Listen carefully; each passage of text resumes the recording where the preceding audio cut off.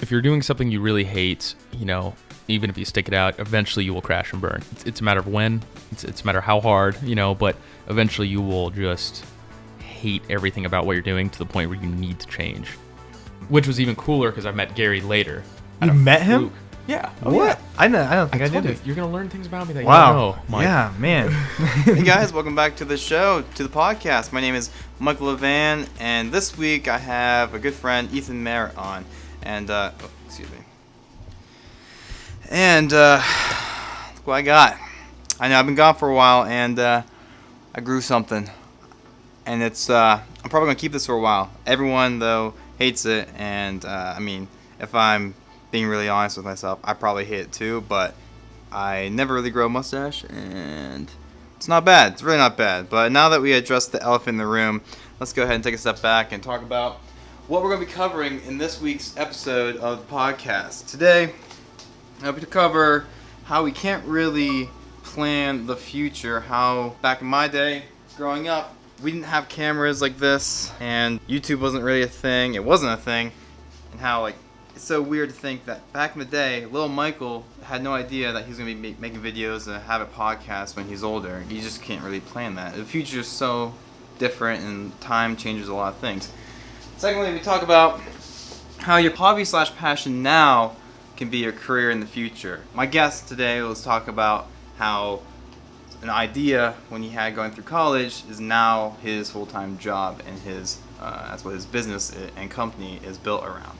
Also, we talk about him meeting Gary Vaynerchuk, who's a motivational speaker, someone who I've dabbled in lightly, but I have to look into him more now, seeing how a good friend of mine was influenced heavily by him. So I'm looking forward to looking into that. Honestly, that's pretty much it. I hope you guys enjoy the mustache. I'm not gonna have the mustache throughout this video. I'll explain at the end of this video why I look different now and what's going on. And hope you guys enjoy the show.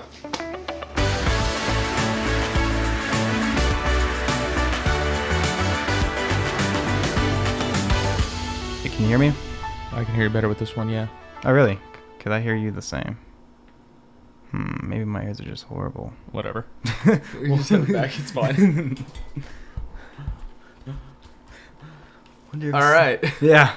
Now that we got that situated. Now that we've been looking like idiots on camera. I know. Don't worry. We're going to scrap all that. Right? Right. Welcome to the show, guys. My name is Michael LaVan. You're listening to the Growing Up Show. Today I have Ethan Merritt on. Hello. He is an entrepreneur. He owns his own business called First Victory Films, and I should probably let you introduce us to yourself and not be such a hog. Everyone, welcome Ethan Merritt. My name is Ethan Merritt. I live in Clarion, and I do have my own business, First Victory Films, a film production company, and we just separated into our second company, which is the wedding website. So we actually have Forever Visuals is our wedding site, and I'm also in the Army, which you probably know from the show now that Michael is too. And I don't know, that's pretty much a solid start to the intro. I know, right? Yeah, and it was so funny because we went out. You invited me today to go out and shoot some crazy what kind of video is that? Just some B-roll, just a stupid, comedy stupid video, gun range video, yeah. And then afterwards, the person that I had scheduled to be on the show today canceled on me. So I was like, wait a second, do you want to be on the show? And he was like, what were you like? You're pretty stoked. I wasn't top 10 in your eyes. Yeah. Well, no, I was top 10 in your eyes, but it wasn't the second on the list. Right, so right. But I was gonna have you on. I showed you the list here on my laptop. You're actually the second name on my list. So you're the second one on the show. Number 2. Look at that. That's weird how that worked out. What was I gonna say? And I'm really excited to have you on because there's a lot of similarities between you and me, I feel. And as far as our history goes, as far as the path that we've taken, as far as becoming, graduating high school, going through college, and what we kind of pursued, and then up till now. You have a few more years ahead of me though, because you're 27. Almost 27. Oh, you're almost 27. I'm not that old yet. Oh yeah. Grandpa. I'm getting there. Yeah. Yeah. That's what the other guys call me. They're like, you're the old guy, and I'm like, yeah, I know. Yeah, I'm the mature one. You said, yeah. Yeah. So yeah. So I'd love to start there. So we just kind of tell us who you are right now. You already said that you have a business. Obviously, you're into filmmaking and stuff. So tell us who you are right now, and then I want to kind of go through your growing up story, starting from where you think it's relevant as far as in high school, and then we're going to go from there. So right now, like I said, I have a film production company. I started in Clarion. Most of my clients have been in Pittsburgh, so I'm traveling a lot. Originally from California, so I'm okay with traveling. I obviously traveled here and been spending a lot of my time this year was heavily school-related, client-related with this new business. So post-deployment, I started the business, and I had it last year in grad school. Graduated with my MBA this year, and so I'm done with school, full-blown, just doing the business stuff as long as I can. Which means as long as I'm making enough money, then I'm going to keep doing it. So I do not have another job right now. So it is this and this only, through and through. And really, we've mostly been doing corporate videos, promotional videos, events. That's been heavily what it is, and it's really hit home probably since January of this year. It's really gotten like amplified. We've had at least 7 clients since January, and that was like more than what we had all of last year, even though last year was the very first year. So I was kind of putting the pieces together, and now we're running with it. So I have a few contractors who are, part-time employees, and then I have one other full-time employee with me. So me and him are, we work hand in hand on it pretty much daily. I talk to him daily about it. Is this who's your partner here? It'd be Mr. Ryan Jorgen. He's the one that with the podcast, because you have your own podcast. Yes, which I've been binging. Last week I finally listened to it was like 8 of them in a row or something, and then so I still haven't caught up to today's episode or anything. But no, that's cool. Yeah.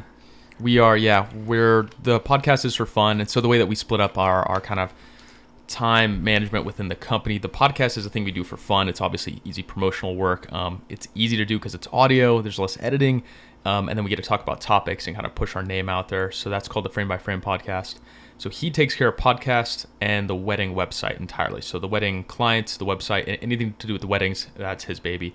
I am social media through and through for both companies, and then also just with our core corporate clients. That's who I'm responsible for, which is more of our income, but typically less work, less traction in general, because we have like a set amount of clients that we have a few months out typically. That's awesome. Mm-hmm. Yeah, totally.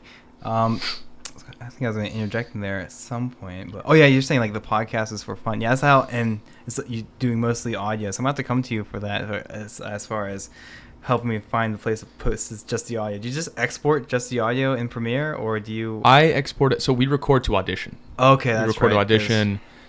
He matches it up, exports it, and then we have it through the iTunes podcast. Okay. And we're looking into more videos, but obviously we're not. I was going to say you have that one video, a video format podcast. Yes. You have one episode like that. So how did you export that audio? Did you just export just the audio? We exported audio in Audition, put it in Premiere, synced it up with the videos, kind of did the same thing that you're doing with the trifecta over here. Yeah. Pretty much the exact same setup. Yep. Thanks for letting me borrow your tripod, by the way. Yes. This is possible because of you. Yeah. That is property of First Victory Films. Right send me the bill. You have there's gonna be an invoice coming your way per hour. Oh jeez, so we better make this quick. Sorry. $5 an hour. Oh, okay. I can afford that, I think. All right. But that is current me. That is current Ethan is graduated, done with school. I've been in school for 8 years. Little hiatuses here and there. Nothing drastic. Just a deployment, not drastic. And then, so that's where I'm at now. That's awesome. But bringing it back to high school. Yeah. So time frame. Something I really want to touch with this podcast is like that growing up story for people who are coming out of high school and stuff, or even people like my age who are just, or maybe even your age, who just don't have life completely figured out like I do. So sorry, I always crack myself up with that joke. No one has life figured out. But just to see how other people have gone through life and matured and become like their own adults and stuff, and so seeing what other options there are, and maybe people haven't seen everything from every angle, which no one has. Right. So most people haven't, and it's interesting because as a still a young man, but being a younger man, I do remember a lot of changes in probably around my sophomore year, 19 or 20. A lot of my friends were just like lost, very lost. Guys, this is more so for guys. specifically, girls tend to have kind of an idea of what they want to do a little bit younger. But some of the guys that I know, man, they just totally different paths from what I thought they wanted to do. What I wanted to do changed. So it is an interesting, I think I have a semi-interesting life story so far. It's nothing too absurd, but I will tell you stuff today that you have never known about me. Oh, really? Oh, we'll get the absolutely. inside scoop. Yeah, the inside scoop. That's awesome. But like the way that I grew up, so I grew up in a military family. My parents, they had me when they were in school, in college. So we grew up, I mean, they were like dirt poor. My dad ended up joining the Air Force, so that's how we got into the military family side. And he joined the Air Force, became an officer when I was about, I don't know, maybe 4 or 5 years old. And then we started moving around. So from there, my entire life, that was really like a critical point for me, especially like socially, was I was used to moving, used to different schools, used to different environments, and it never shook me because I kind of grew up in like almost a tribal world where it was like both my parents worked full time, we moved often, and I made friends everywhere I went because I kind of had to, but then I also relied on myself and being social and being able to kind of fit in where I needed to, which some people, that's a very different life. So I had always been adamant about changes and experiences and moving because it's developed me and it continues to. And so we settled down right before I was in high school and in San Luis Obispo, California, where my parents went to college. The best town still I have ever been to. I promise you, anyone that comes it'll blow you away. It's like a utopia. So what town is this again? San Luis Obispo. Okay, so and then Clarion's here. So that's what you're trying to say. Yeah. It's like, right. No, I just said it was not. As quoted from Oprah, this was last year, she said, the happiest place on earth, she said, is San Luis Obispo, our town. Really? Yeah, she loves going there. I saw her at Ross one time shopping. Just yeah. Oprah Winfrey. Yeah. She was at Ross. I don't know what she was doing. I mean, shopping, but like I don't know specifically. Probably buying clothes. Yeah, she was just yeah. That's dope. There's a small amount of celebrities that aren't come there because it's away from LA. It's away from anywhere big. It's bigger than Clarion. It's like similar to like a Penn State size, but like right by the ocean. Awesome. Yeah. And it's got surrounding towns that are, each one's a little different, but just the whole county is just, I mean, it's just an amazing area. So wow. Yeah. That's where I went to high school. And going through high school, I was, kind of friends with everybody, socially friends with everybody, joined sports. I grew up as a gymnast competitively, was on the swim team, became a diver in high school, which was good. It was an easy transition and I really, really liked it. And once I learned how to actually dive, the gymnastics skill set just like went straight into it. So for me, I had a little bit of a harder time as I was older to, to really, it wasn't so much make friends, but you make more enemies than friends when you're like, grew up in England, because I traveled from England as a kid, had an accent, and hadn't grown up in that town the whole time. Right. So, I remember specifically it was kind of funny when I was joining the diving team, my first day, or maybe it was my first week or something, had a couple of the other dudes on like the swim team like to poke fun at each other, obviously. Right. They're jocks, and they were just ripping on me about something because I was new, I was a freshman, and within the first week I made the varsity team for diving. In the first competition, I scored the most points out of anybody on the swim team, and no one gave me shit after that. So I was like, oh well, now I knew my strengths, right? Absolutely. And so I carried that with me, being an athlete, and I had a great time being an athlete. I love the swim team; it was great. And throughout that whole time, though, I always had a filmmaking passion. So throughout all this, I was always intrigued with video, but this was before YouTube. This was pre-YouTube time. 2007, 2006? How long ago was this? My freshman year of high school was 2006. Yeah, okay, that was the year YouTube came out. Or maybe it's like that year is when it came out. That's something crazy to think about too, because I'm thinking about like the stuff I really enjoyed doing. This was not possible when I was like five at my parents' house, and like my memory of like where I lived and everything. It's so weird. It's so different. We had like a playroom and like this weird floor. I remember like playing. I don't know why. That's just, there's certain things about like my childhood I remember that kind of stick out with me. And it's just like there's no cameras. Like I'm not like to think that little Michael is gonna grow up and become like into like photography and filmmaking and stuff. It's like, right, because it's like that. You can't plan that. How does it like influence you when it's not around? Because now it's different. Now it's a very, very, very different world. I mean, you have kids. Like I met kids that see my camera and stuff, and they're like, "I want to be a vlogger when I grow up," and I'm like, "That is to me, that's still insane to hear. Because I'm like, that's a thing. I mean, to me, that sounds awesome, but I know, like, people are cringing right now. Right, listening. right. It's like, wow. Yeah, but if you're like an 8-year-old kid, that's a dope. real, like, you see, like, your heroes are vloggers. It's just a very different world. So I would play with my dad's camcorder and stuff, you know, and I would, the only thing I'd seen on videos that I really liked was skateboarding, skate videos. I mean, that was on TV before it was really on the internet, you know, before memes and stuff were out anyways. It was like skateboarding was like the coolest thing to see on video. So I remember I'd grab his camera, wasn't like the greatest skater as a kid, but I'd just grab it and just film stuff. Yeah. Just film stuff just on the camcorder. I found some of these things the other day, actually. It was hilarious. Of me when I was like 9 years old. Oh, these old videos that you yeah. made. Oh, that's awesome. Yeah. On like a camcorder and stuff like that. And so going into high school, I still stuck with it like a little bit. When YouTube started, I started putting stuff on there, and I was getting quite a lot of traction because the community was so tiny. Like my first video I uploaded it's like 250,000 views. Really? Which is kind of funny because it's me in high school screwing around with my friends in like 9th grade. Right. It doesn't have like.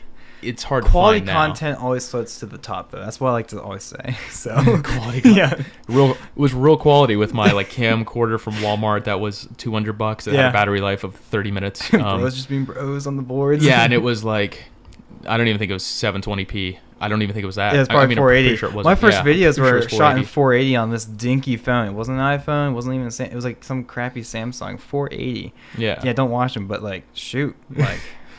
So, real cringe alert. If you want to find that first video of me, it was called Crazy Flips. It's somewhere deep in YouTube. No. It's not even on my YouTube. Oh, wow. No, it was before I had a Gmail. So now it was thrown into a different email. I can't even log on that account or anything. Oh, wow. So, like, now it's just in the archives. You're, like, viewing that video as, like, an outsider now. I know. You don't have any say on, like, editing the comment or anything.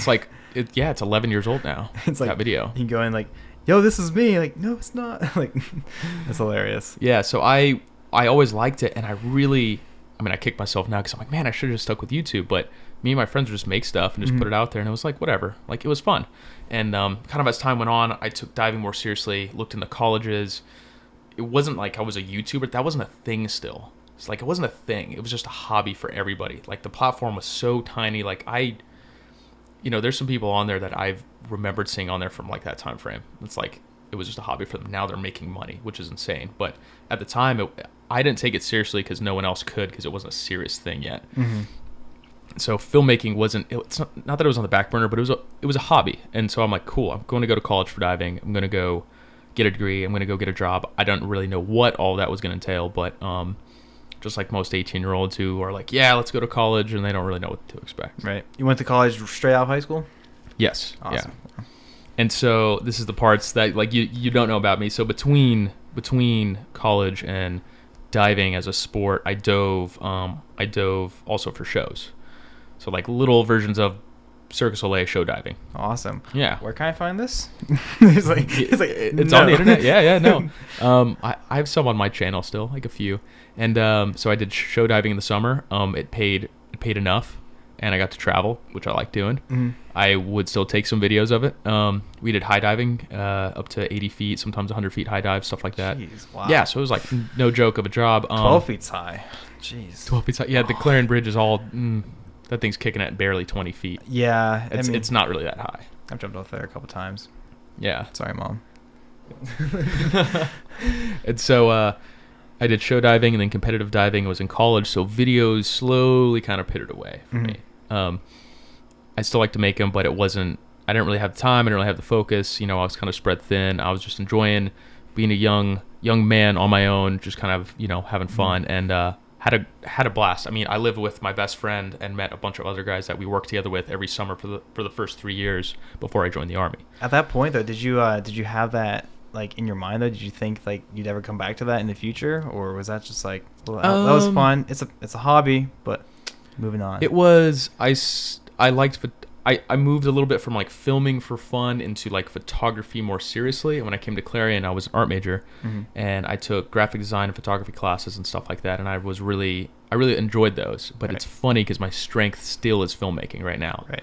I take pictures, I do designs, I made my own logo. I know, right? But That's filmmaking awesome. is like through and through. I think I'm more creatively broad in that terms and stronger at doing that. And I just like than- take the moment than right now, anything. just like for people listening, like if you know me, you can say like, who are we? Are we talking about Michael LaVan right now? Or are we talking about Ethan Merritt? Like that's why I just find it so cool that like you literally you went through high school, had this passion for you working with the camera, and then you go to college for art. That's 2 for 2, and then you're in the Yep. military, 3 for 3. Like Yep. where does it diverge? I don't even know. But It diverges at 01 versus E5, I guess. oh yeah, it's like, it diverges from me being like absolutely awesome and Thanks. yeah, it's like, you have to ruffle your feathers a little bit. Yeah, it's like, and I'm done being on this show. Please delete this from your. It's awesome. So I was doing a show diving job, and I got let go from it, and it was a controversial thing. But there was a person there. My manager didn't like me, and I didn't. She caused a problem, and I just kind of added to it, and so I got let go of that job right around the end of the summer, and I was kind of like distraught almost, but at the same time that job ended, and I was like, I don't want to go back to diving in college. I was kind of burned out from it, What's up? Sorry about that. Just double check, because I know like Magic Lantern sometimes doesn't like to show up on the cameras, and then like I'm not sure if it's still recording, but it's recording. It is? Oh, it is. It's Yeah, it's very recording it's like covered it, Oh. but I couldn't see that before. Sorry. Oh. I was gonna No, preface this you're video good, with you're like, good. yo, watch out, because I'm gonna like start looking around, making sure all the cameras are still going. Because but you were saying? But so I was getting burned out on the sport diving. I liked it, but I'd been competing in sports since I was 4 years old. Diving since I was 14, but gymnastics since I was 4.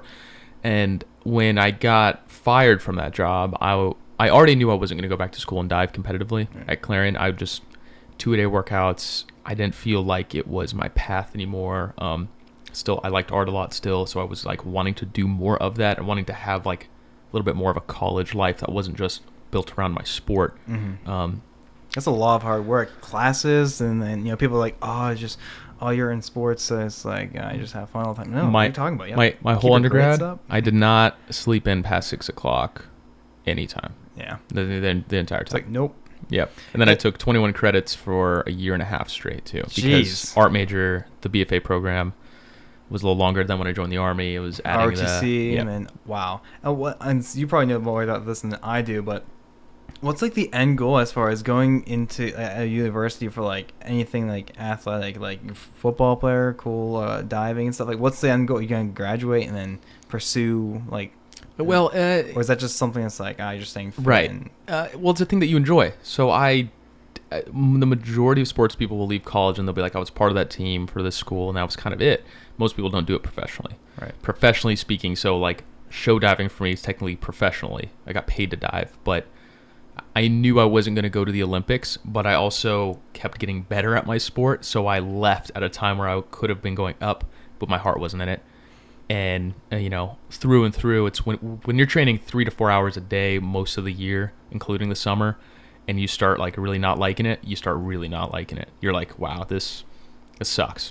And it's not that I hated diving, I just hated competing, and I just wanted to do more. right. And as you said, if the heart's not in it, that's just making everything so much more difficult. That's what really that's what you should have to drive yourself in anything. You know what I mean? It's like if your heart's not in it, that's why I always like growing up, people saying, oh, or even now, like I've gotten so shameless when people ask me, oh, what'd you go to college for? Or what are you going to college for? Can I have a baby face? And it's like, no, I actually graduated like a year ago. I went for art. And they're like, oh man, sorry you wasted your time. I'm like, okay, I'm gonna change my answer now.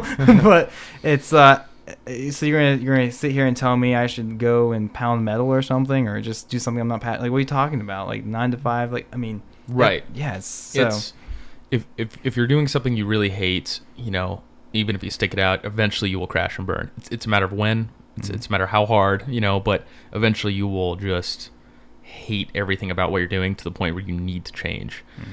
It's what's called a midlife crisis for some people. But when you're really pounding away at something that you needed to do in quotes, but not really had the passion for. So I knew diving had an end date. That's called senior year, anyways. Yeah. So sophomore year, I got fired from this job, and it was this job with this specific person. I wasn't fired from the company. It was just like, you're not working the rest with this person. So I left. Okay.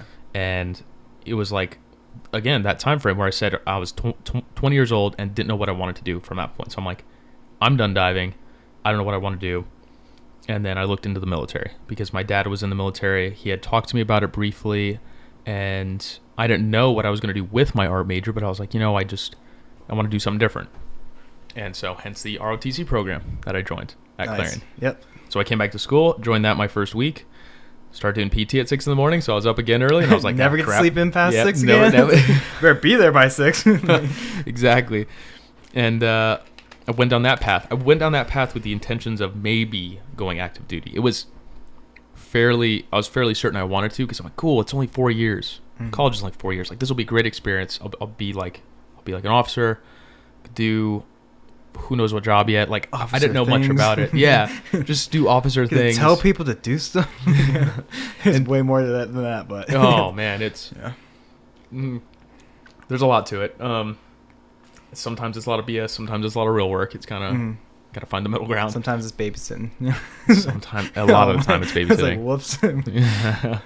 And so I started doing that program. Went to Air Assault School. Went to cadet basic. Was not going to basic training, but it was similar to that. It's called LTC. I don't know what it's called now. Oh, what's it called? It's not advanced camp. That's the second one. Okay. I don't know what the first one's called. It You might just learn your basics for everything. Yeah. I had a blast, and so when that started, I absolutely loved it. I loved it a lot, but I knew I was like, the biggest complaint from guys before me where they were getting out of the Army, being as though they were in for 4 years, they were getting out, and they were like, cool, I might go back to school again because I have a degree and no real other experience besides the Army, and they would go to grad school. So I kind of thought, I'm like, maybe I should do a grad school in business, something that gives me kind of a general higher ed platform, and maybe I'll just join the Guard. If I want to go active, I'll be able to go active later. So last year, I was like, what? I think I'm going to go with the Guard, and I want to get infantry because I'm that kind of guy. And so I'm like, I want to do that, and then I'll go to grad school, and and then I'll just see how the first few years go. And that's kind of what I started to lead into. And yeah. What's the what did you say? Did you go? You said you went active first, then, and then you transitioned to the Guard. I was signed up to go active duty from the program, so I had a scholarship to go active, and I dropped it to go into the Guard. So I actually got active duty. Like, they told me I was going to get it, and I said, yeah, I'm good. I'm going to go take the Guard. And then about 10 people thought they were going to kill me when I said that. And then you're saying you got oh shoot, what was the next thing? Grad school. Oh yeah, grad school. Yes. Yeah. And going for business.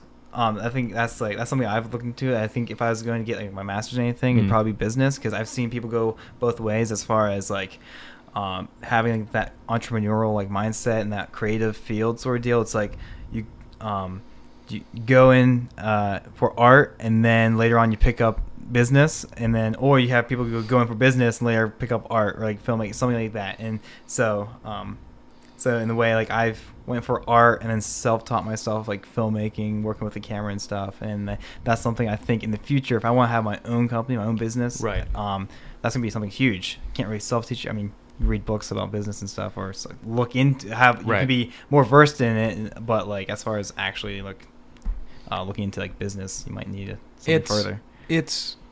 There's pros and cons to it. I would say you don't need to have an MBA to run a business. By no means. It does not teach you nuts and bolts. But it teaches you a lot of good skills, a lot of research, a lot of large theories that you will need if you're ever going to be managing more than a handful of people. But starting a business, yeah, you definitely don't need it.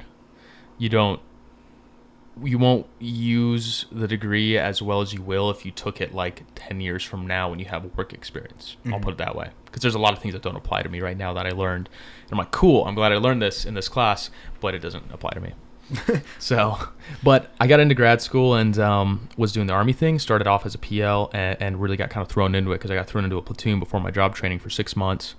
I was prepared enough, but then when I went to job training, that's where you get infantry. Yeah. Well, the things that I weren't prepared for was like paperwork, how to counsel somebody, how to deal with problems, how to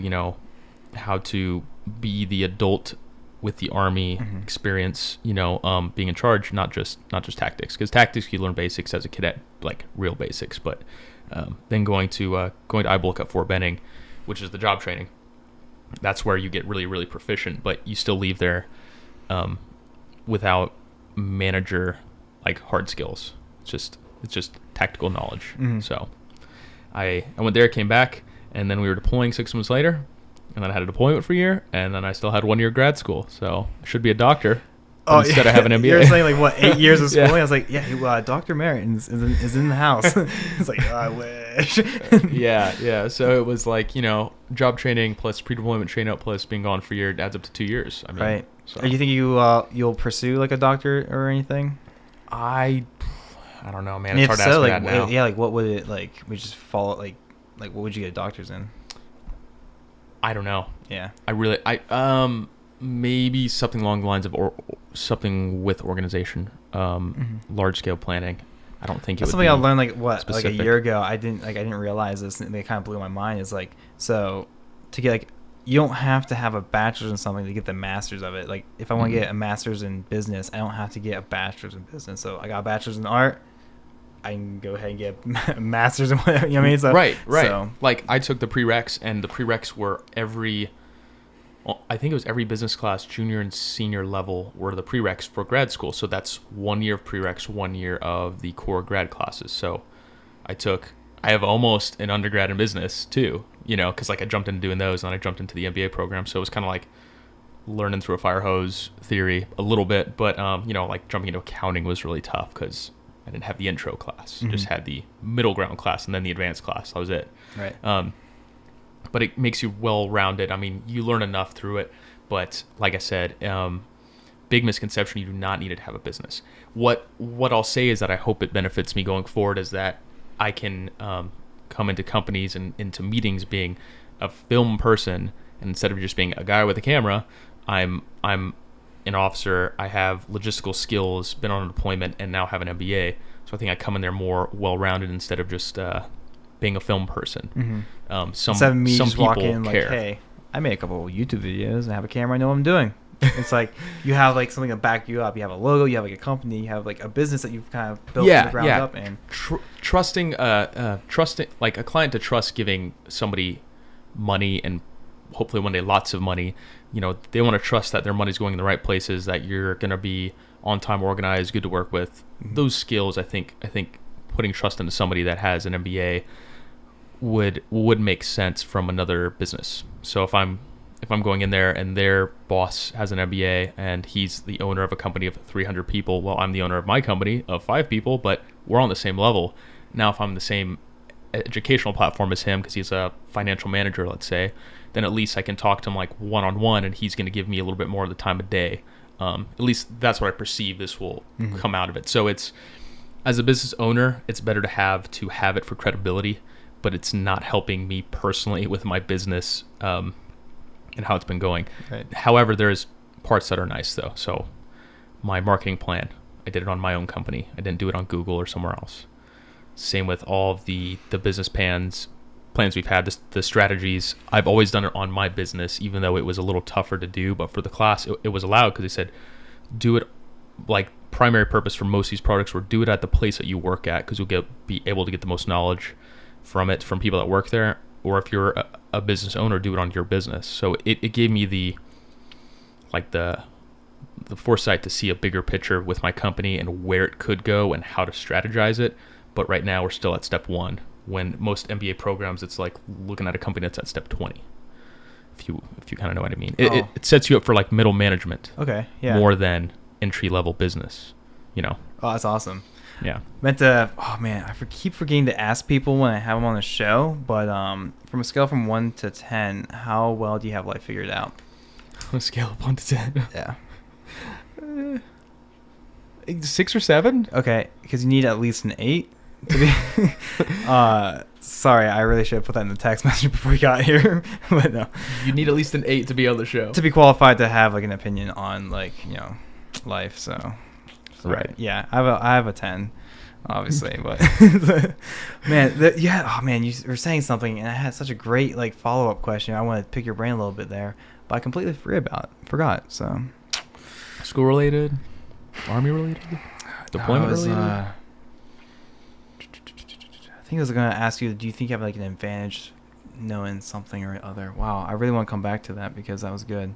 I will tell you the most impactful part of my business, or how I started it, was from deployment, though, single-handedly. Mm-hmm. I can tell you right now that is why I started a business.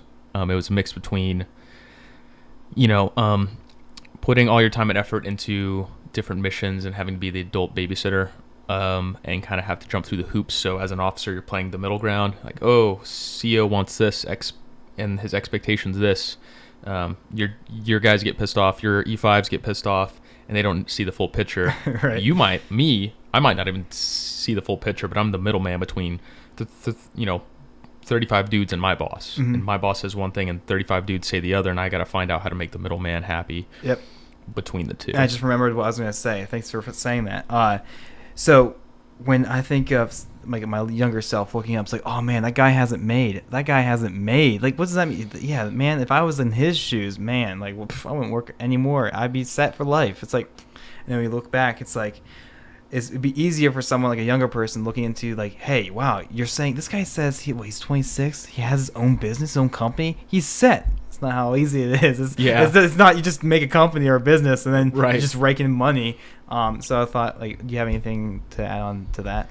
To like the mindset behind that? Yeah, because I know it's like, if I had my own business, I wouldn't work another day in my life. You can't just you have First Victory Films, but you can't just be like, I'm retiring. Like, there's more to that. So for a layman, like, I try to help them understand like that concept. That concept's tricky because it's a toss up, right? It's when you work for yourself, you have to know what you're weak at. You have to know that you're going to fail, and you have to know that if you don't go out there and get clients and get money, you're going to starve.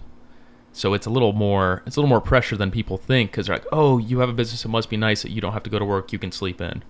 Oh, it's great, I could sleep in, but if I do that and too many times, then it's and then I don't get money, and then what? It's just a business without money. So. Right, and a business by definition makes revenue. So if it's anything but that, it's called a hobby. Yeah, and hobbies are fine, but hobby literally doesn't pay the bills by definition. So you're stuck, but that's where it kind of came down to the motivation for it, where I was very, very unhappy on deployment for a variety of factors. I'm not going to get into specifics, but certain leadership within our whole unit really was toxic, and it really, really affected me to the point where I was motivated to not work for someone.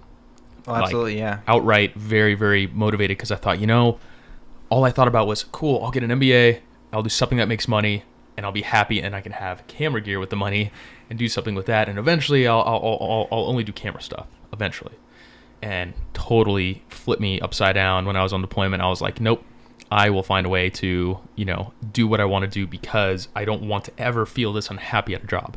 So it's sort of like, maybe I got 10 years of bad experiences with all the good ones, and I got 10 years of them kind of crammed into one deployment, where I was like, wow, this sucks. I don't want to find myself unhappy in 10 years saying, again, this sucks, and I just walked my ass right into that job that I don't want to do.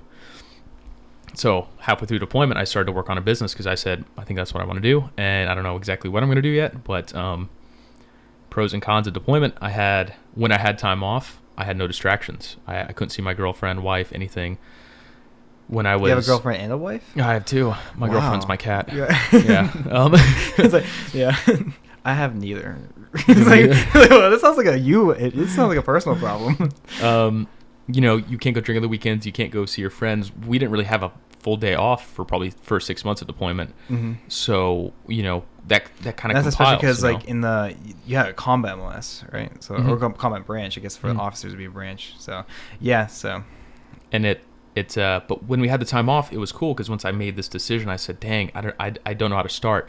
But unlike most people that have to juggle family, kids, and work, but I want to start a sideline business, they don't know how to spread out their time. I was like, cool, I'm off of my 12-hour shift. I had to go to a meeting in the morning and a meeting at night, whatever. And then I would sit there and be like, all I can do with my crappy Wi-Fi, I could barely pick up YouTube videos depending on the place, but I could read stuff. So I read about what I needed to start a business, how to start one, best ways. I read through so much stuff because I had no distractions. So every day I gave myself at least an hour, learn something about the business, take down notes as like a checklist, like this, and this. What can I do before I leave and come back home to set myself up? So I feel like a lot of people get stuck where they want to do it, but they have to procrastinate, but they also have distractions and they don't really. Right. And I think sometimes one thing that always helps me, you're kind of describing it there yourself, but a lot of times when I'm deprived of something, that's when like kind of motivation and like you get inspired to, wow, yeah, like you said, I don't want to do this. Like, what do I want to do? I would be so happy right now if I was doing X. And then when you get, you're not deprived any longer and you're in the real world, you get in your own time, you can start pursuing that. The thing is, then it's like this pendulum, because then once you get so like back into that motion, you have all this free time, and then you kind of start forgetting that you love that so much until you get deprived again. So like every time I have like a long drill, like the last drill we had was like freaking 10 days, and like before that I've been having a very like dry spell as far as like uploading, like editing videos, because I've been real busy. Oh, but when I was away, I was like, oh man, I just want to like go out and shoot something, edit a quick video, and upload to YouTube. Because like you think about like, you're like, oh, I'm sitting here and we're wasting so much time today, and you're like, it's so nice that I wish I could be outside not doing this. Yeah. But just imagine that every day for a year. It just eventually clicks, and you're like, oh, boils my God. up, and then wow, Yeah. and then when you get home, you have such a like, you just like shotgun out of the a starting line. You're just like, you want to run hit with it. the ground running, yeah. And then the trick is just to keep up that momentum, keep that mindset in the back of your head, realizing, okay, is this to kind of mitigate this whole back and forth like pendulum swing? Right. Kind of remember, like keep remembering like what motivates me to do this, because I just don't want to do that, and this is something, and it should probably be more of a positive thinking instead of a negative one. Like take away the bad, so focus on the good. Maybe it could be healthier if it's like focus on the good, right? Not worry about the bad, but it's both. Yeah. Like I said, I was driven by, what I would call seriously poisonous leadership. And that drove me to think, man, I don't want a boss this bad. I don't want to be put in an environment this bad, especially as a manager of somewhere else after like my MBA. And then, like you said, I was taken away where, OPSEC purposes, I can't film anywhere on a base overseas. No cameras out, taking pictures of anything. Like we had to leave post to do that when we had a day off if we wanted to do anything. And it was still like uploading sensitive.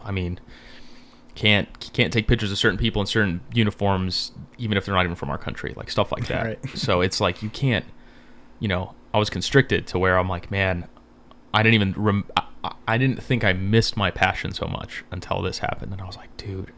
And then I was watching stuff like Gary Vaynerchuk, Casey Neistat. I saw like those people, and I was like, man, like I want to just do stuff. Like I was putting so much time into Army because I had to, because that was our mission. Mm-hmm. But then I missed that. I was like, man, I'm so drained. Like I wanted to go do my own thing just for once, because I feel like I wasn't able to.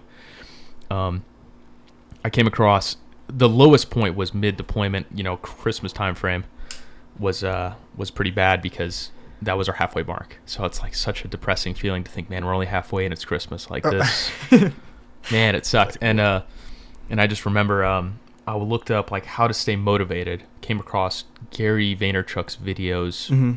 and didn't know who that was, and looked into him. And I would load like at night. I would load up like 10 of them to buffer. So I'd open up 10 tabs. I'd go to sleep at like 9:30 or 10, and I'd wake up at like 5:30, and I'd wake up, and the first thing I'd do is play one, because it would finally buffer. So I'd play one. Of course, I wanted to watch it in 1080 because I have like a screen, but I'm like, I want it to look good, because he has some cool editing. I didn't know who his guy was yet, but I was like, I just want to get inspired. So you by had like the a whole weird thing. figure in your head, like this is what he kind of looks like, but I want to see him. Who is this D-Rock? So I was like, yeah. So like I would just watch a video, and it was him just ranting for like 5-6 minutes. I'm like, yes, cool. I can't wait to get back later after work and watch the other ones, and then start working on business stuff, and do that every day. Yeah. And so then I would leave and go to work, shower, change, go to some meetings, briefs, whatever, and then do parts of our job, and then come back, and it was the same thing. I'd type some stuff, get motivated, watch the other ones, hit the sack. Did that for 6 months straight. Mm-hmm. So then I had a list made and progress made. Like I started making a website. I started doing accounting that I needed to do. Looked into how to set up a business entity. I did that paperwork online there. I just started jumping through the hoops. That's awesome. Which was even cooler because I met Gary later. You met him? Yeah. Oh, what? Yeah. I don't think I told did you, you're gonna learn things about me that wow. you don't know. Mike. Yeah, man. Well, that's okay. I'm not gonna hold that against you. This is really the first time we've hung out for what 5 hours so far, man. The couple hours out there shooting that video, and then coming in my house shooting this video. Hey, he shot guns with an officer, and he didn't get shot. Look at that. See, I guess you're not that bad. I'm not that bad. You're all right, sir. And I taught you some new things. Yeah, absolutely. Yeah, I was like, try this, and fun. Yeah, I don't really like your methods, so I'm not gonna. He's like, turn the rifle around. Yeah, it's the right way. It's a weird method. I ended up meeting Gary later, and dude, I was like shook when I was like shocked because my buddy who was also on deployment has no idea who he is at all. Right, I'm pretty sure I know who Gary Vaynerchuk is. I'm just gonna Google him real quick to make sure he's the guy I think he is. He has that weird voice, kind of not real weird, but just super motivational. Really talks about. I remember him talking about to this girl. It was like she called in or something. It's like, oh, I want to have $1 million by the time I'm 25 or something. Yes. Yeah, okay. Yep. And he's like, that's the well, blah, blah, blah. Yep, that's the Gary Vee. Yeah, he's like, well, you have to love the process. She's like, all right, then I guess I'll see you in a year and be a millionaire. I was like, yep, you're not going to make it. You're not going to make it because your mind. Yeah. Okay, so we're talking about the same person. Don't have to put up. Well, because his idea was the purpose is the process, not the end goal. Mm. So it's good to have an end goal, but have one that's outrageous, basically. Right. His is like, I want to buy the jets. But he's also says, he's like, I don't even know if I will, because if I do it, then what is next if he can physically get there? Yeah. Then the process kind of stops. Then it's just that you got your end goal. So, but I ended up foreshadowing meeting him before I cut you off. Sorry. No, you're good. This is some foreshadowing to one of the questions I'm going to ask you at the end. That's so funny how we just nailed it. You'll understand later. But okay, as you're saying, fair enough. And I ended up literally running into him and a buddy of mine from deployment who knew how kind of unhappy I was, and he was very unhappy too, so he had a different experience, same unit, so similar issues, but he remembers me talking to him on the phone, like we were in like 2 different countries, and I was just like miserable, and he's like, dude, I've never seen you this upset. I'm like, yeah, I'm ready to go home.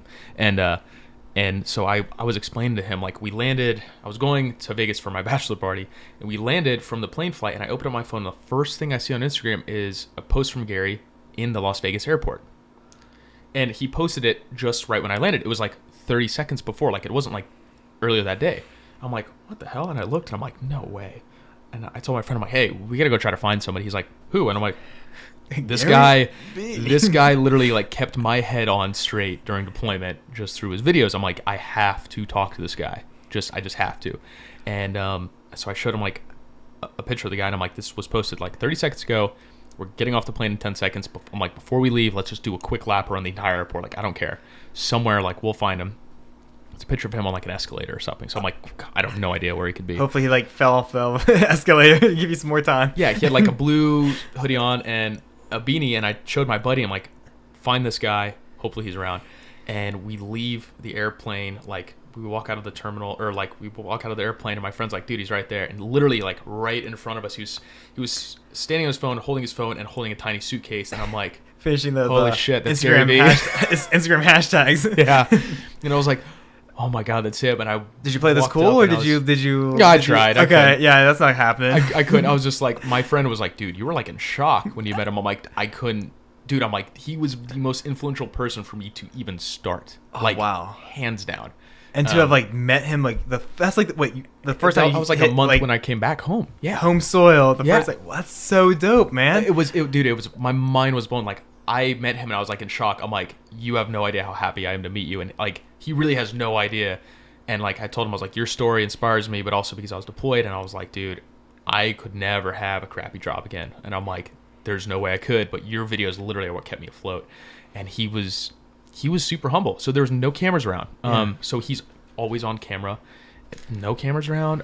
His camera crew went to go get food or something, and he was just in the airport and posted that for whatever reason. But and I talked to him, and I'm like, hey man, I'm like, just give me like 5 minutes of your time. I just want to say thank you. I appreciate what you've been putting out because it's helped me personally. And he was the most humble, nice dude ever. He's like, dude, I'm so glad it helped you. Like, that's awesome that you're starting a business. And I was like, Gary said it's awesome. I was like, what? So yeah, well, he's not gonna tell you it's not awesome. He's not gonna say like undermine his own tips. Yeah, like his own advice. I know that's all for show. Yeah. Actually, you shouldn't. You should get the well, yeah, but I was a little worried. I was like, what if he just it's not like what cool if it's kid, an act? I'm busy. I have more Instagram posts to fit. Right, like what if he's like, hey, real sorry, I could cut you off, and right. leaves. Like, wow, that was could have happened. But he just stood there and talked to me. Like, he didn't have anywhere to go. He just gave me the time of day. Wow. And I'm like, hey man, I'd be stupid if I didn't ask you some questions. Can I ask you a few real quick? And he's like, yeah. He's like, I got half an hour. Ask away. I'm like, cool. Because awesome. His flight was the one we took in. He's the one taken out, and just by chance. So I was like, hey man, I was like, what? I was like, if you were to go back in time, like, what would you do right versus wrong when you started? And then also I was like, what do you suggest for me starting a media company in a town where it's like not present? Right, Clarion. Basically. yeah, where media is like, someone's like, yeah, I'll make you a video for Facebook, and they don't understand that's actually worth money now because of how powerful it can be. So I said, what would you do in a town where media isn't present? And his first piece of advice is work every day on it. Every single day, work on your business, even if it's just a little part of your day.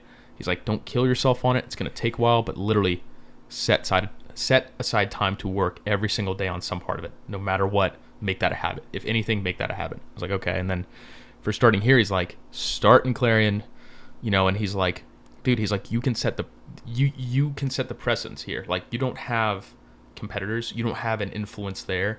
You can make it how you want, so make it how you want. Oh wow! And I was just like, it didn't dawn on me like that, because I was like, oh, I should start a business and I'm gonna move. It's such a different mindset if you're actually in business. I knew I helped take someone down to MEPS, someone else's recruit. So when you enlist in the military, you have to go through MEPS military enlistment processing station. And so I took someone else's like new recruit who's joined the Army National Guard down to Pittsburgh. And while we're on our way down there, he was actually into business, and he actually has his own businesses. I mean, and he's like 19, so it's like dishwasher repair or something like just all this like stuff. So I'm not sure how legitimate it was, but he's a very smart dude as far as knowing this business stuff. And he was saying, I see everything differently. I see that as a business, that sign, business. You know what I mean? So having that mindset about like, and when you just talking about that really kind of shifted my view of Clarion for a second. I was like, I didn't see it as a small town. I saw like some like this like blanket of like, you have like opportunity to start something big sort of deal. Even because he's like, you have the best opportunity there. You're starting from scratch, but you can make it what you want. Yeah. So he's like, if you're learning, you're educating, you're staying kind of up to date with stuff, and he's like, bring in the tools that you want and set it up how you want. He's like, you have no one else to compete against. There's no person that that you have to take on for a business sense. Spoke too soon, because welcome to Second Victory Films, guys. Just started a business here. Let's go. It's like, wait a second. I see what you did there. But yeah, and so I just like, I walked away from that. And my friend was so casual with him. I was like, hey, how's it going? Like, I'm Cody. And I'm like, God, you don't touch, you don't shake his hand. Yeah, and like we left. He's like, so who's that guy? And I'm like, dude, that dude's like, he's like a millionaire business guy.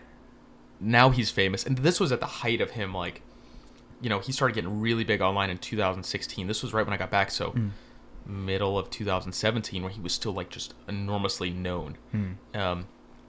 It was just like absolutely absurd. And he gave me the time of day, and he was absolutely a great guy to talk to. And I got a quick picture with him, and I made a little vlog about meeting him and just kind of how it went.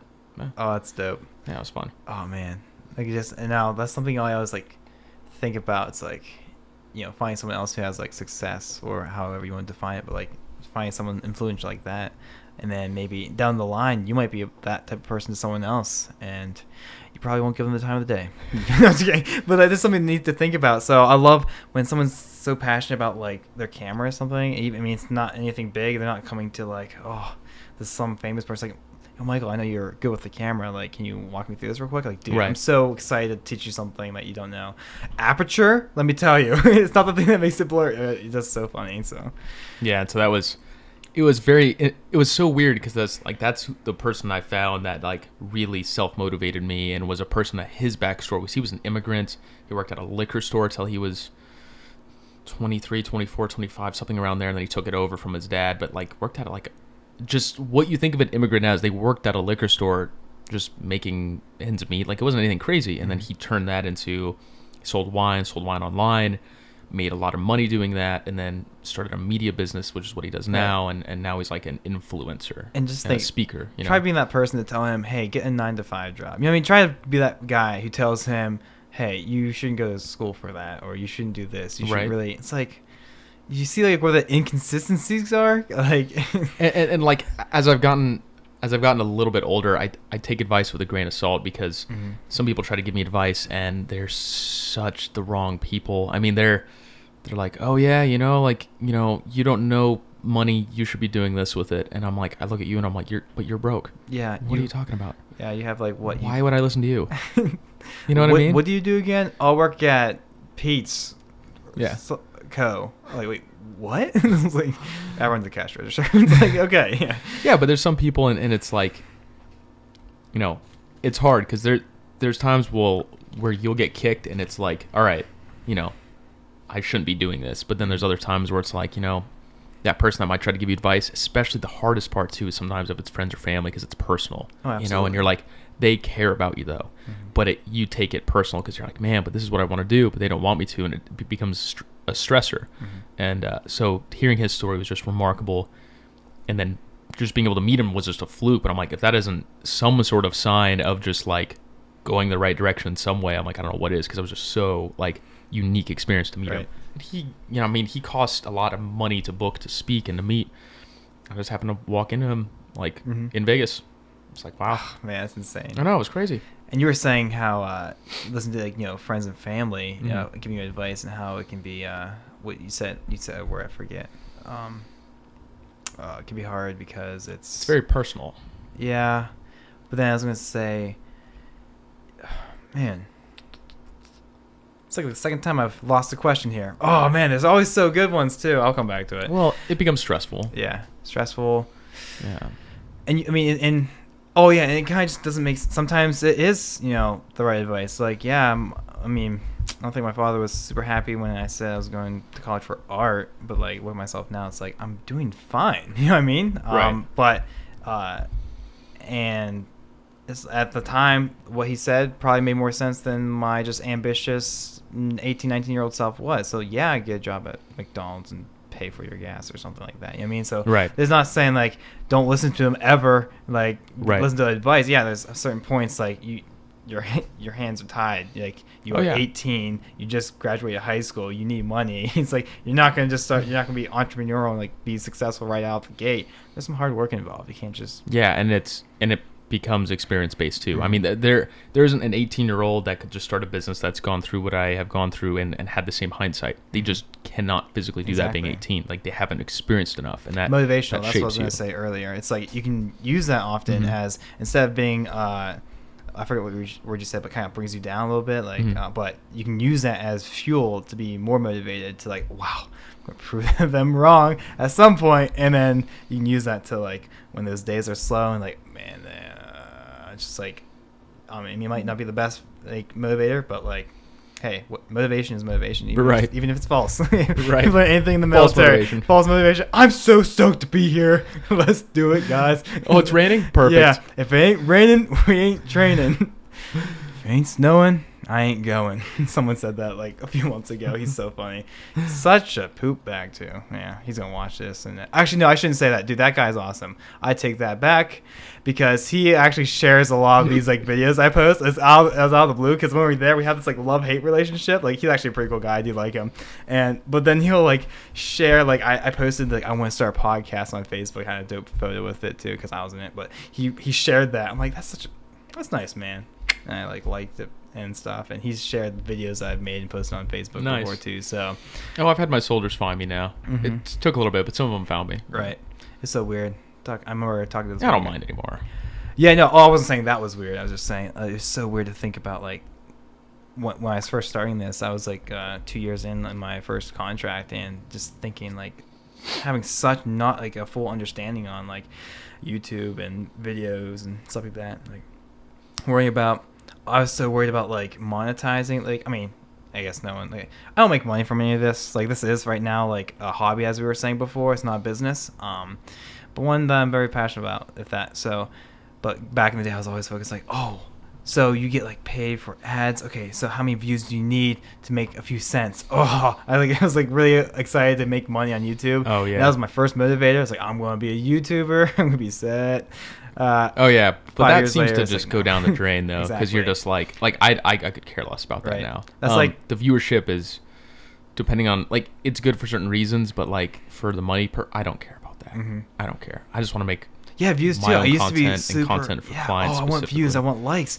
That goes Yeah. away after a while, and Oh, yeah. you don't believe it now. Like if you're just starting out in this certain field, but like that will go away. You'll find like, I mean, hopefully it goes away. I feel like it will, because it went away for you. Right. It went away for me. I feel like it goes away for a lot of people because it's kind of part of growing up and maturing, realizing like a number on the screen. What does that mean? The validation gets you only so far. Yeah. It's not going to get you far enough to keep doing it forever. Not even a little. And like, let's say if it does, I mean, it just takes. If you want to change how you do things, well, now you're stuck because people like you for this, and then when you change, you're going to have people that are quote unquote haters. They're not really haters. They're just like, oh, I signed up for this content, not this one, and you changed, and we don't like it, and then it just backfires. So it's Right. like, expectations are going to lead to resentment in some way, shape, or form. There, you Right. know. So if you're doing it for you, you're better off than anything. Absolutely. And with that, you want to transition to some of these questions I have? Hit it up. Because hit it I up. do not, like, I really like the pace that this is going, and I hate to slow it down. Oh, And, yeah, sure. Yeah, I mean, so. I Hit feel like me with them. Wow, since we're like such on the same plane, like we start talking about that forever. So I think we hit a good bit, and now we start getting to some of the questions I ask all my guests to see some consistency as far as we have different people on, ask the same questions, see the different answers and stuff. So, and actually all these I'm gonna have to change these because a lot of these kind of we touched throughout the video. But like for instance, number one, what gives you purpose? Oh, that's Everything I some said for the philosophy there, past bud. hour. Right. Wrap that up in a sentence. Awesome. But purpose is tough. I've grown to be more wanting to serve other people. I really, really have. I mean, there's times where it's like, yeah, this is going to benefit me too, and it's great. But I found like I've done a couple projects where I really didn't want to do it, and even it wasn't even really for someone else. It was kind of for me, and it's just still it rubs me the wrong way still to sometimes do that. But there's a time and place for it. I mean, you can't ever do something that's just for you or do something that's just for others. But I do like to serve others with my craft, and I think serving people and giving clients what we can offer as like, our best quality work and really, really give them like a customized like time of day and like we'll be there for you is when I get the feedback, it's well worth it. Of course, now that as time goes on, it's like financially too, you get the feedback. It's both. But I found that I really like to make content for other people, with other people, that kind of deal. Yeah, I think I read that or heard that somewhere too. Like it's actually been proven like people are just typically feel more fulfilled doing things for other people than just doing them for themselves. Because like doing things for yourself kind of gets lonely. Like at first you're like, come on, really? Do you really want to do it for other people? Everyone's doing it for themselves. But no, really, at some point you might get that shift of mindset, and it really does motivate. Like I'll be a long day. I'm like, I do not want to do this. Yes, it helps me, but I don't want to do nothing. But then it's like, oh shoot, like this is going to help them, and they would really appreciate this. This is going to make me feel good. It's almost like a drug, like addictive drug. Oh, yeah. I mean, if you're a caring person. If not, if you're just like angsty teenager, then disregard this. Do you? But I mean, you can't just go about it and and just think, I'm just going to do this for me. But the best benefit too is that, especially in this field with good media, is like it holds a reputation. And so if you're creating things that people love to the point where they want to share it, they want to put your name out there, it's only going to help you on the things that you need, like money and more clients. Because then if you're just serving someone, you're maybe doing a favor, taking a lower price just for that time being, because you're like, this person will help me, I'm going to give them my best effort. It's going to come back to you. And, kind of the same for us. I mean, we didn't have a lot of clients at first. I started to work with more people, and, I took some jobs where I'm like, man, it's going to kind of suck because I'm like having to travel and work somewhere else and not really getting paid that much, or but then like it came back to like, all right, cool, I made like 10 more connections, they gave me great responses, they bragged about me, and it's like, wow, like that was helpful. But it only made me continue to want to help other people, because I'm like, it's not always a benefit, but it's so nice when there is a benefit. But that never would have came if you just care about yourself anyways. Right. You know. What advice did your parents give you as a kid that you're only now appreciating as an adult? Be patient.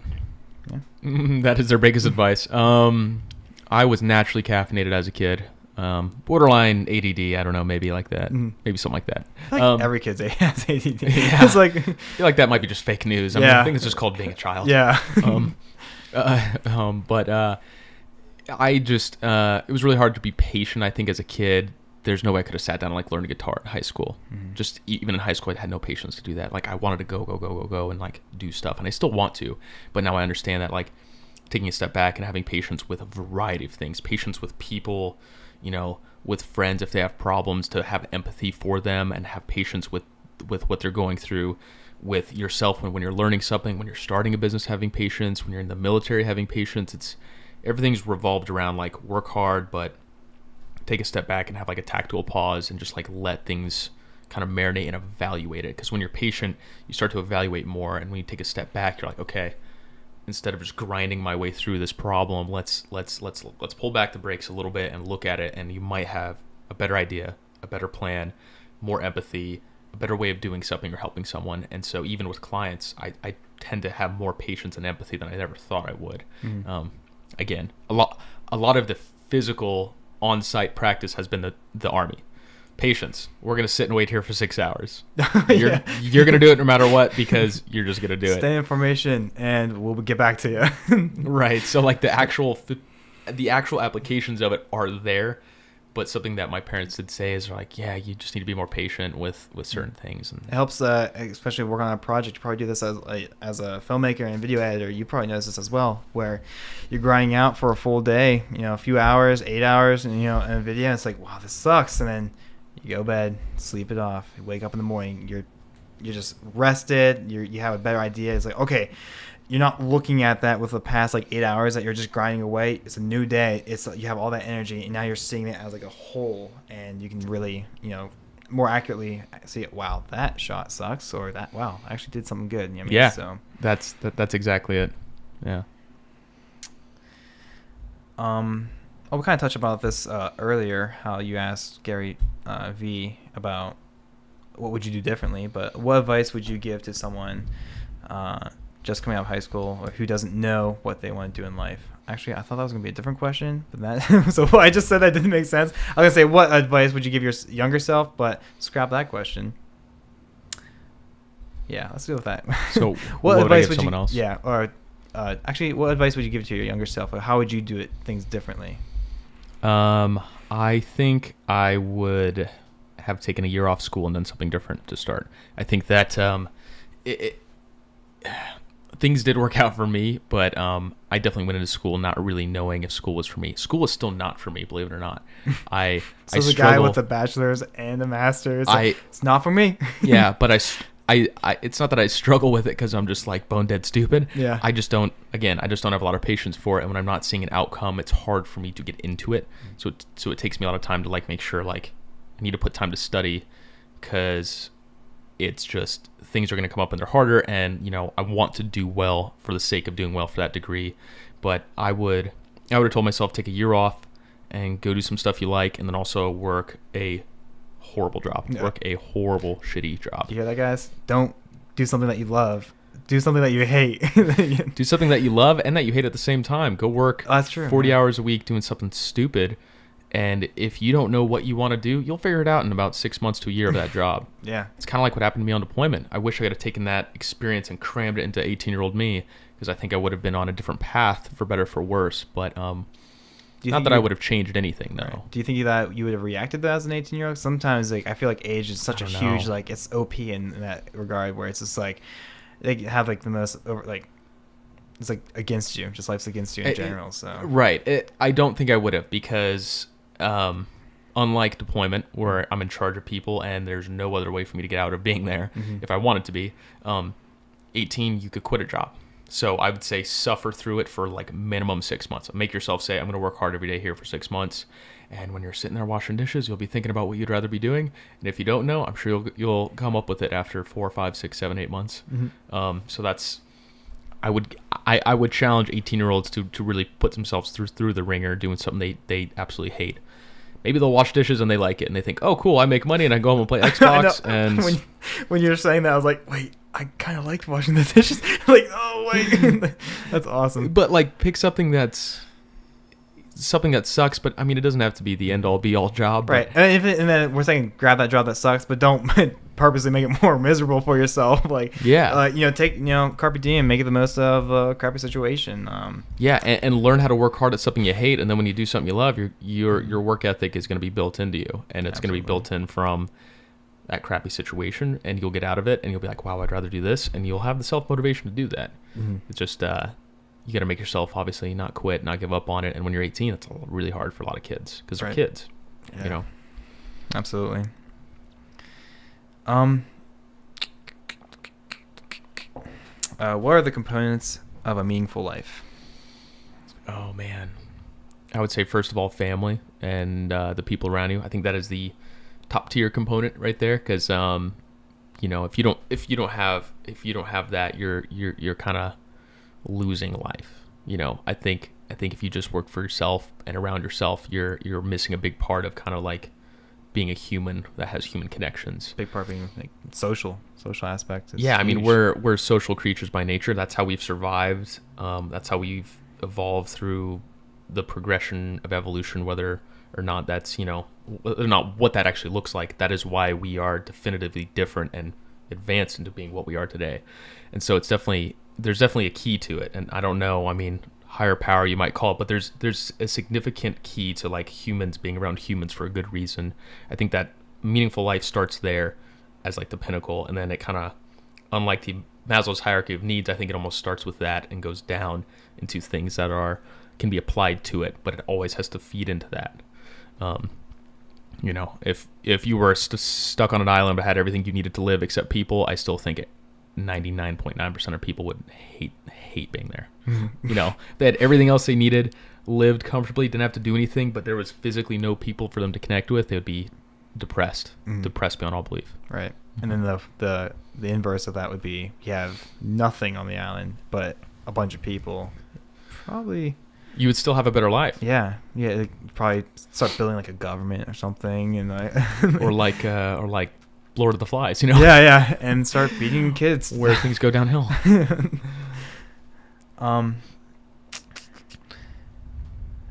And this is what I said we're going to touch on now. That earlier you said something that was pretty cool that is going to relate in the video here, and that is we're talking about Gary Vee and I think something about his end goal or something.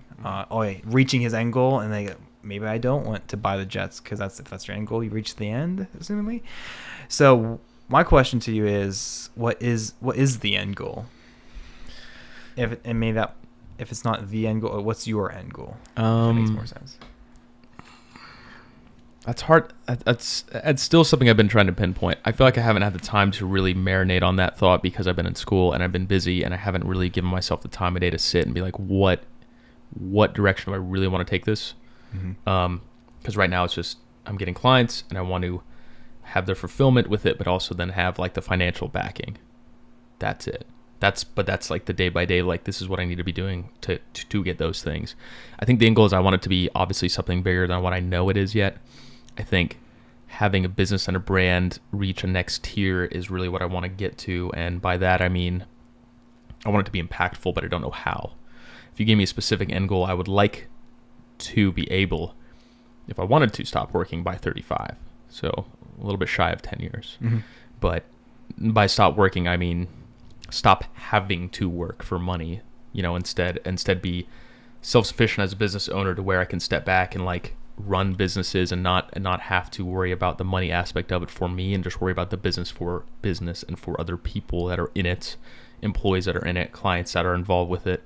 So something that's a little bit larger than just me having to be like, dang, I need to make money because this business just started. Right. Yeah, I totally. That's awesome that you put it that way. Fully functioning business where I can, where it's optional for me to be there, right, but I still am there. That's well said. That's well put. Like, not you're still gonna be working, but like it's the freedom of like kind of Right. like financial freedom and not having, it's not like you don't have to show up to this. You're just kind of running it from the outside in. Yeah, and running it knowing I don't need to be there, but I want to be there is kind of the ultimate goal, because then it's like, then if something does happen and my life changes, then I can say, cool, I'm okay, and I'll have to take a step back for having a kid or having a problem in my family, because then at least when I'm going to work, it's because I want to be there, and those employees and people will know that I care because I don't need to be there, and then when I have to take a step back, it's like I'm able to.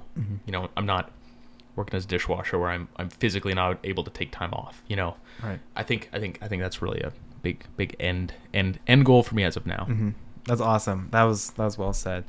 Not to like ruin that answer or this question in general, but then when I came up with the question, it was kind of meta, I would say. But then it's like, well, then what's the end goal after the end goal? You know what I mean? So that just seems like such a ridiculous question. But when I think about this, like, what's my end goal and stuff, and if I try to think about like, I kind of bring it back to like my like religious roots and stuff. It's like oh wow, is that the end goal? But then what's after that end goal? You know what I mean? So I'm not sure if you have like something you'd say about like after like you've reached that financial freedom and what you just described. But kind of like what we're talking about Gary Vee, it's like maybe he doesn't want to buy the Jets because he doesn't want to reach the end goal. Is it because he doesn't have a goal after the end goal? Because I mean, if it's the end goal, it's the end. You know what I mean? So My biggest end goal after that end goal, I guess, is like to take a step into the teaching realm or mentoring realm, like very, very heavily. And I don't know what that will look like.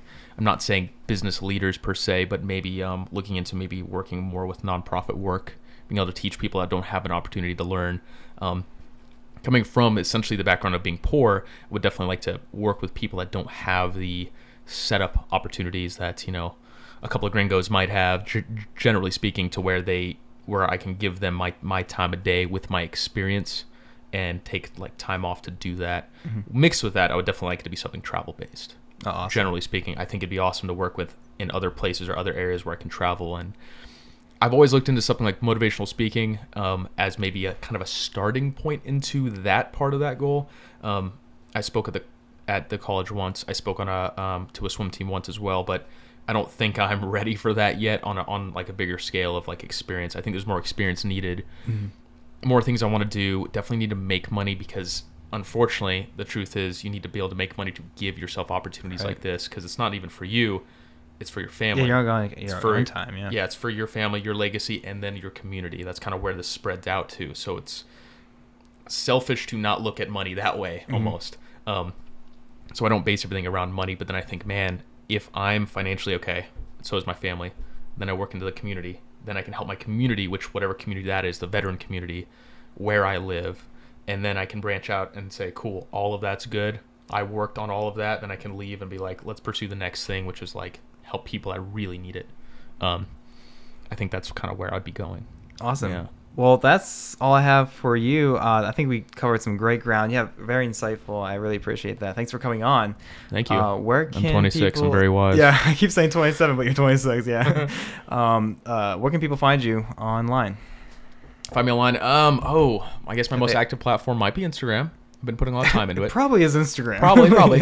First Victory Films on Instagram, or www.firstVictoryFilms.com. That is our corporate site. And working more into that. But if you need weddings, there's a different website for every visuals. But just Instagram is probably the easiest. And then second to that, you could find it through Facebook, and then the website, which will traction you down to the contact list into my email if need be. So dope. Yeah, it's awesome. Questions, comments there. Either or, hit me up. Absolutely. Links in the description. Hopefully, if I actually do that. Well, thanks, man. Thanks for coming on the show. I really appreciate it. Nice having you on. Yeah, it was good. Well, that's the show, everyone. Thank you guys so much for watching and or listening to this podcast this week. To me, this was very impactful to me, and I could really relate to it personally because, as we discussed in the video, we're more alike than I initially realized. We are both in the Army. We both went to school for art. And we both enjoy working with the camera, photography, video editing, making videos, anything. I know not everyone is into like creative stuff, but I feel like there's a lot of good information there that even people with other fields can relate to, like having a hobby, but you have to have your 9-to-5 job. That's what I do. I have a 9-to-5 essentially, and I work on my passion and my hobby on the side. It's this balance of life. Like I said in the beginning of the video, I'm going to explain why I have this mustache in a sense and why I look a little different. I actually had 5 or so of these podcasts pre-recorded, but I was never able to shoot the intro or the outros to most of them, and that's what I'm doing now. I was gone for a month for some training with the Army, and we were over in Fort Irwin, California. I just got back a couple days ago, and I'm finally working on these podcasts again. So I'm excited to be working on this project that I've been putting off for a while. I'm really hoping to produce meaningful content. I'm getting guests on, listening to their stories, and hopefully teaching you guys something, and myself absolutely. Like, I'm learning more here than ever before, and I hope that the content that I'll be producing from here on out is always meaningful. Hopefully there's a story or a lesson or teaching that would be useful and impactful in other people's lives and my own.